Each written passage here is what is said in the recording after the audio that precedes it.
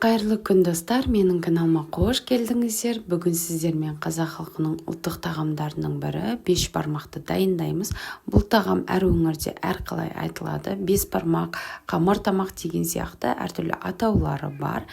Ал ендеше біз тағамымызды бастайық.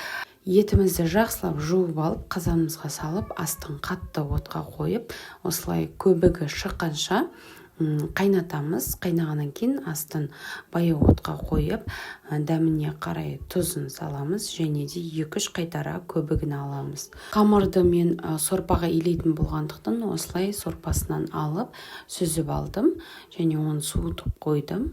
Егер сіздер қаласаңыздар, кәдімгі су қоссаңыздар да болады. Енді жаңағыдай пиязын, сәбізін, картобын қалауларыңызға қарай қоссаңыздар болады. Және осыны етпен бірге пісірсеңіз өте дәмді болып шығады. Енді кезекте тестасында бір жұмыртқа қосамыз. Егер де қамырларыңыз қатты болып шықса, піскен кезде езілмей дана-дана болып піседі. Сол үшін жұмыртқа және де тұзды көбіректеу қоссаңыздар болады. Егер де жұмыртқа болмаған жағдайда тұзын қатты өткірлеу етіп қамыр илесеңіздер, қамырларыңыз әдемі болып шығады, дана болып. Енді осылай мен жаңағыдай сорпаға илеп көрдім, өте дәмді болып шығады. Бұлайда қамырды жақсылап илеп алатын боламыз, қаттылау етіп. Қамырды осылай көбірек илейтін болсаңыздар, илеу жақсы қанады, қамырда әдемі болып шығады. Осылай тындырып 5-10 минутқа қойып қоямыз. Енді мына жерде тұнып тұрған қамырымызды жаңағыдай 2 бөлікке бөліп қоямыз. Енді жаңағыдай бір теста қылып жайсаңыздар да болады. Үлкен болып кететін болғандықтан мен 2 бөлікке бөліп алдым осылай.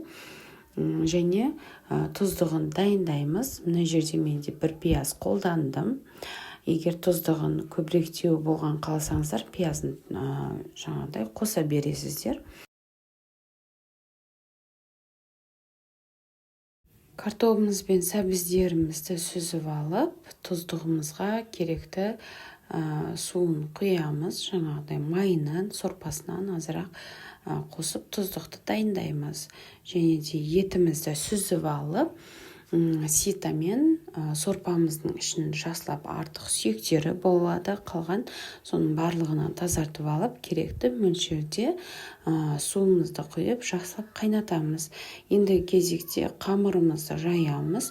Қамырды жаяр кезде осылай шетінен жая отырып, ортасын баспай, тек салмақтың барлығын шетіне қарай жібере отырып, қамырымызды жақсылап жайып алатын боламыз. Егер де ортасынан баса беретін болсаңыздар, тек ортасы жұқа, шетінің барлығы қалың болып қалады. Сол үшін шетінен барлық күшті шетіне қарай жібересіздер. Осылай ұрпақ сеуіп, ұн сеуіп отыра, қамырымызды жақсылап жайып аламыз.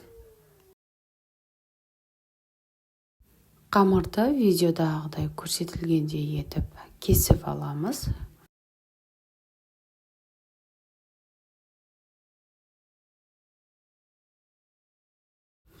Дайын болған қамырларымызды қайнап тұрған сорпамызға салып жаңағыдай пісіреміз. Салар кезде де оттың асты қатты болу керек және де қамырды бір-бірінің үстіне салу керек. Бір-бірінің үстіне салып жіберетін болсаңыздар, жабысып қалады. Оны әр салған сайын араластырып отыру керек. Солай 5 минутта пісіретін боламыз. Және мына жерде қатты қайнады, үстіне мұздай суымызды құйып, қамырымызды сүзіп аламыз. Және легенімізге салатын легеніміздің астына тұздықтан, майынан жағып жіберсеңіздер, қамырларыңыз әдемі болады. Және осылай суынан сырғытып, жақсылап сүзіп аламыз. біздің қамырымыз дайын болды. Енді тұздығынан құйып, осылай видеодағыдай етіп, майынан әсіресе сол араластырсақ, жаңағыдай қамырымыз әдемі болып шығады. Және де сіздерге тағы бірде лайфхак айтып кетейін. Егер де қамырларыңыз дәмді болған қаласаңыздар, еттеріңізге де байланысты болады. Майлы еттен болса, жаңағыдай қазыңыз да өте майлы болса, мына жерде менің қазым етіне қарағанда майы көбіректе болды. Сол себепті сорпам да майлы болды. И дәмі де әдемі шығады. Жаңағыдай жаясы бар, қазысы бар, содан қосатын болсаңыздар, қамырларыңыз майлы, жаңағыдай дана-дана болып, әдемі болып шығады. Осылай етінен, қазысынан, картоп сәбізінен қосып, осылай сәндеп ұсынсаңыздар болады. Достар, менің каналыма тіркеліп, қоңыраушаны басып қойсаңыздар, менің алдағы видеоларымды алғашқы болып көре аласыздар. Және де комментарий бөліміне қандай рецептің шыққанын қалайсыздар, соны жаза кетіңіздер. Жасап көріңіздер. Сіздермен бірге болған Фариза Шалқарқызы.